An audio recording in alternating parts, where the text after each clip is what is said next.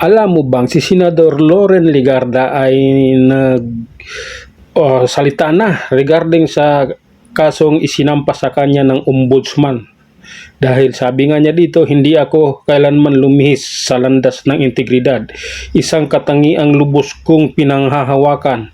Ang aligasyong ito ay isang hindi makatarungan. Pagdungi sa aking pangalan at dangal, Senador Loren Legarda. So, ang masasabi natin dito yung kaso na isinampa laban sa kanya at sa anak niya. Ang sa akin lang naman talaga ng opinion ko ay dapat yung kaso sa anak lang niya.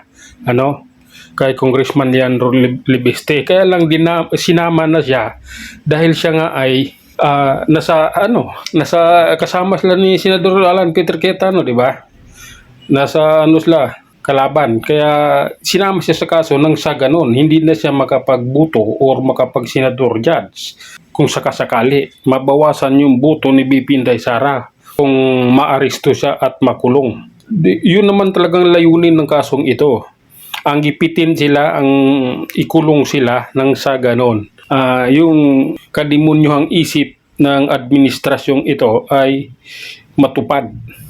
Ang matanggal si BP Inday Sara sa pagka-Vice President at ma-disqualified sa pagtakbong presidente sa 2028, yun yung kanilang hangarin. Dahil noon pa man pinagplanuhan na nila yan, nung bago umupo si Remulla dyan sa ombudsman, ay mayroon niyang pinag-uusapang mga yan. Na kung siya ang sakaling maupo, ay kailangan itong mga ito ay mawala sa landas nila. Kailangan malinis ni Remulla lahat ng sagabal. Lahat ng posibleng magpapakulong sa magnanakaw ng mga congressman at senador na involved sa ghost project ng flood control. Kailangan mawala yon. Kaya kasama siya. Marami pa silang mga kasamang sunod-sunod na kakasuhan yan. Gugulat na lang tayo kung isang araw maglabas na magpe-press briefing na naman sila at sasabihin na uhulihin na si ganito dahil sa kasong ganito. Diba? Kaya lahat ng panggigipit na yan ay planado yan. Laban sa kanila, sa mga kumakampi kay BP Inday Sara at sa lahat ng tawag nitong sumusuporta dahil pati mga vlogger ay may mga kaso din. Karamihan ng vlogger ay may mga kaso rin. Hindi lang dito sa Manila. Si Madarahog may kaso sa Cebu. Di ba?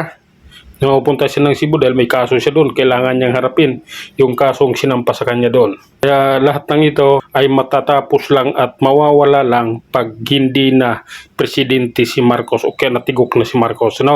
Kasi lahat ng yan planado ni Marcos. Lahat ng ito ang direktor sa pangyayaring ito ay si Marcos mismo. Siya lang ang may gawa nito. At siya, kasama yung kanyang asawa, siyempre. Yung asawa niya, matalino masyado yung asawa niya . Isang abogada yun. Siya, magaling lang naman siya mag-English. Wala siyang talino, magaling lang siya sa English. Yun lang muna, hanggang sa muli. Maraming salamat.